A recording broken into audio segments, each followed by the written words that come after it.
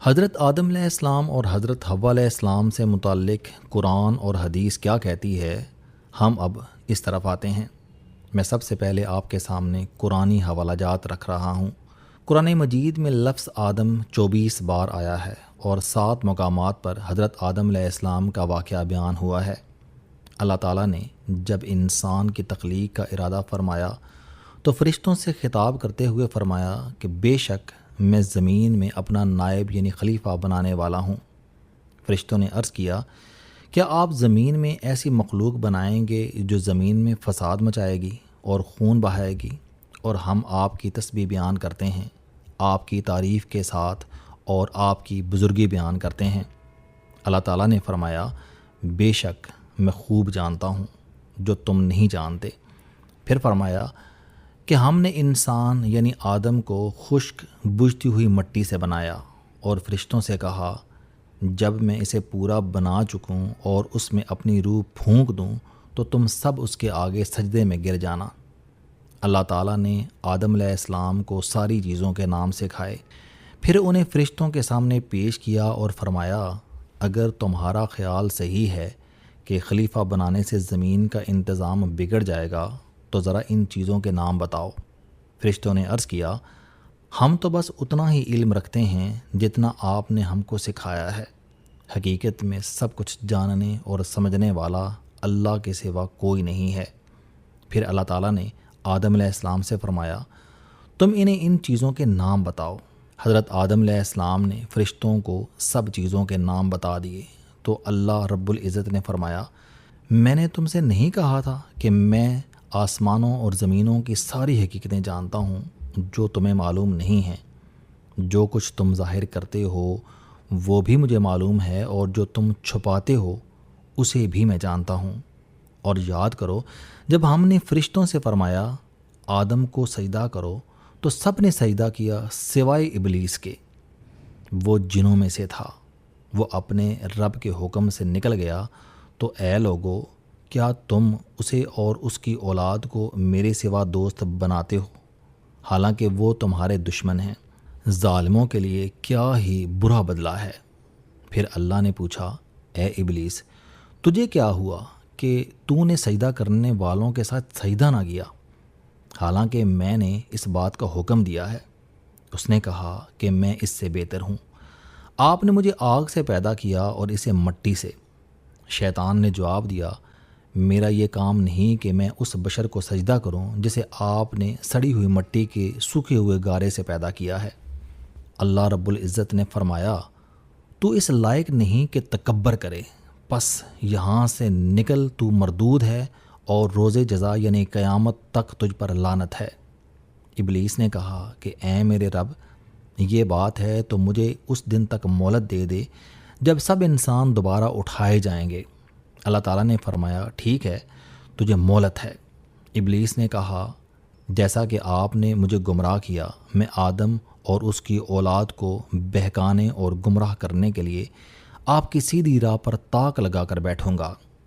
پھر میں ان کے پاس ان کے سامنے سے اور ان کے پیچھے سے اور ان کی دائیں طرف سے اور ان کی بائیں طرف سے آؤں گا، اور ان میں سے زیادہ تر انسانوں کو شکر گزار نہ رہنے دوں گا۔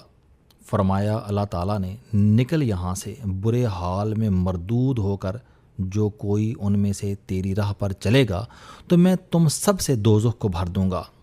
پھر فرمایا، اور اے آدم، تم اور تمہاری بیوی جنت میں رہو، پھر کھاؤ جہاں سے چاہو، اور اس درخت کے پاس نہ جانا ورنہ تم ہو جاؤ گے گناہ گاروں میں سے۔ پھر بہکایا ان کو شیطان نے تاکہ کھول دے ان پر وہ چیز جو ان کی نظر سے پوشیدہ تھی، ان کی شرمگاہوں سے، اور بولا، تمہیں تمہارے رب نے اس لیے اس درخت سے روکا ہے کہ اس کو کھانے سے تم فرشتے بن جاؤ گے یا ہمیشہ زندہ رہنے والوں میں ہو جاؤ گے۔ اور ان کے سامنے قسم کھائی کہ میں تمہارا دوست ہوں، پھر مائل کر لیا ان کو فریب سے۔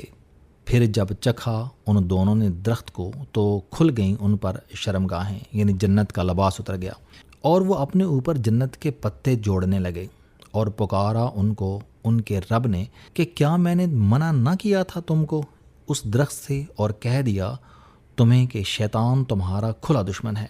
وہ دونوں حضرت آدم علیہ السلام اور حوا علیہ السلام بولے، اے رب ہمارے، ہم نے اپنی جانوں پر ظلم کیا، اور اگر آپ نے ہماری مغفرت نہ کی اور ہم پر رحم نہ کیا تو ہم ضرور تباہ ہو جائیں گے۔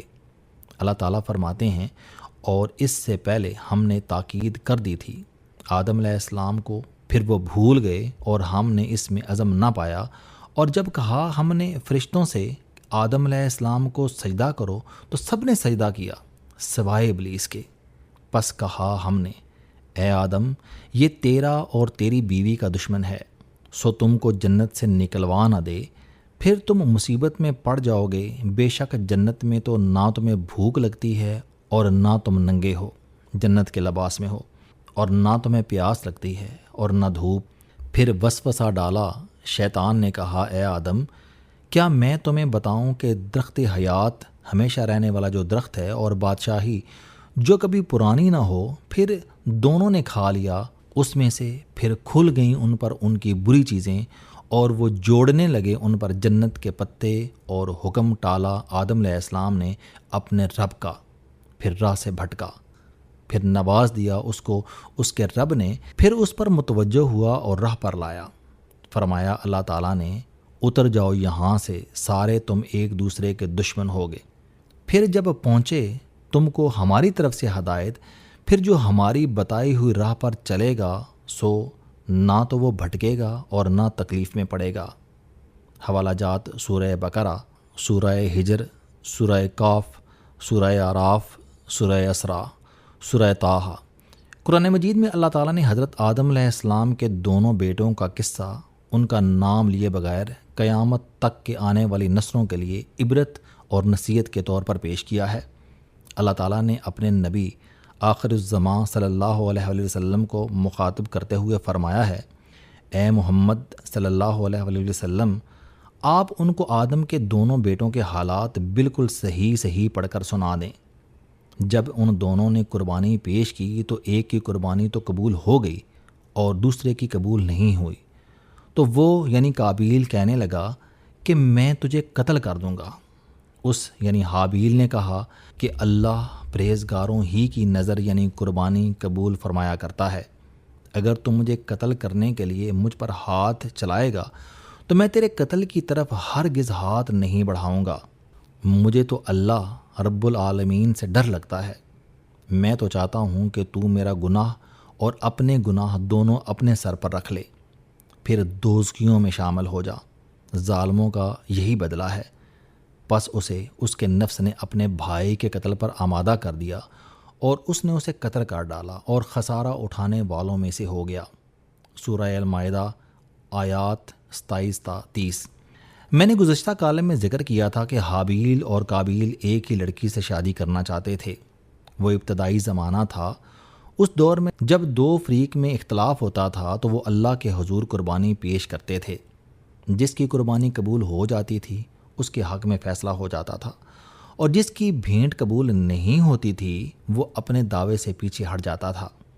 یہ دونوں بھی اپنی اپنی قربانی لے کر اللہ کے دربار میں پیش ہو گئے۔ حابیل اپنے گلے کا سب سے اچھا جانور لے کر آیا، جبکہ قابیل نے فصل کا چھوٹا سا حصہ پیش کر دیا۔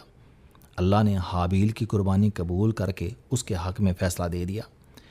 قابیل کو یہ فیصلہ منظور نہیں تھا، وہ حسد کی آگ میں جلنے لگا، اور اس نے ایک دن موقع پا کر اپنے بھائی حابیل کے سر میں پتھر مار کر اسے قتل کر دیا۔ میں آپ کو یہاں یہ واضح کر دوں کہ قرآن کریم میں مذکورہ شادی کا کوئی تذکرہ ہے، نہ حضرت آدم علیہ السلام کے صاحبزادوں کے نام موجود ہیں، بلکہ ناموں کے بجائے آدم کے دو بیٹوں کا کہہ کر ذکر کیا گیا ہے۔ قابیل نے جب حابیل کو قتل کر دیا تو اس کے بعد اس کو سمجھ نہیں آ رہی تھی کہ وہ نعش کا کیا کرے۔ اس کا تذکرہ البتہ قرآن نے ضرور کیا ہے۔ سورہ مائدہ میں اللہ تعالیٰ نے نعش کی تدفین کے بارے میں یوں فرمایا کہ اب اللہ نے ایک کوا بھیجا جو زمین کریدنے لگا تاکہ اسے دکھائے کہ اپنے بھائی کی لاش کو کس طرح چھپائے۔ کہنے لگا، ہائے افسوس، کیا میں اس کوے کی مانند بھی نہ ہو سکا کہ اپنے بھائی کی لاش چھپا دیتا؟ سو وہ پشیمان ہونے والوں میں سے ہو گیا۔ سورہ مائدہ آیت 31۔ اب میں آپ کے سامنے حضرت آدم علیہ السلام کے بارے میں چند ایسی روایات پیش کر رہا ہوں جن میں اس بات کا تذکرہ ہے کہ وہ کس دن پیدا کیے گئے، کب جنت میں داخل کیے گئے اور کب زمین پر اتارے گئے، کس مقام پر اتارے گئے۔ آپ یہ ملاحظہ کریں، امام مسلم اور ابو داؤد نے ابو ہریرہ رضی اللہ تعالیٰ عنہ سے نقل کیا ہے کہ نبی کریم صلی اللہ علیہ وسلم نے فرمایا کہ سب سے بہتر دن جمعہ کا دن ہے، اس میں اللہ تعالیٰ نے آدم کو پیدا کیا، اسی دن وہ جنت میں داخل کیے گئے، اسی دن جنت سے نیچے اتارے گئے، اسی دن ان کا وصال ہوا اور اسی دن اس کی توبہ قبول ہوئی اور اسی دن قیامت قائم ہوگی۔ یہی بات ابن عساکر نے بنی عباس رضی اللہ تعالیٰ عنہ سے بھی نقل کی ہے۔ زمین پر نزول کے بارے میں روایات میں یہ بات ہے کہ انہیں یعنی حضرت آدم علیہ السلام اور حضرت حوا علیہ السلام کو علیحدہ علیحدہ جگہوں پر اتار دیا گیا۔ مثلاً امام بہقی نے الباس اور ابن عساکر نے ابن عباس اور علی رضی اللہ تعالیٰ عنہ سے نقل کیا ہے کہ آدم علیہ السلام کو سب سے پہلے ہند کی زمین پر اتارا گیا اور اللہ تعالیٰ نے اس کی آب و ہوا کو تر و تازہ بنایا۔ ابن سعد اور ابن عساکر نے ابن عباس رضی اللہ تعالیٰ عنہ سے نقل کیا ہے کہ آدم کو ہند میں اور حوا کو جدہ میں اتارا گیا، پھر وہ حوا کی تلاش میں نکلے حتیٰ کہ مزدلفہ میں جمع ہو گئے۔ حوا مزدلفہ میں آدم کے قریب ہوئیں اور اسی لیے مزدلفہ کہلایا اور دونوں یہاں جمع ہوئے، اس لیے ان کو جمعہ بھی کہا جاتا ہے۔ حضرت عبداللہ بن عباس رضی اللہ تعالیٰ عنہ فرماتے ہیں کہ حضرت آدم علیہ السلام کو ہند میں اور حضرت حوا علیہ السلام کو جدہ میں اتارا گیا۔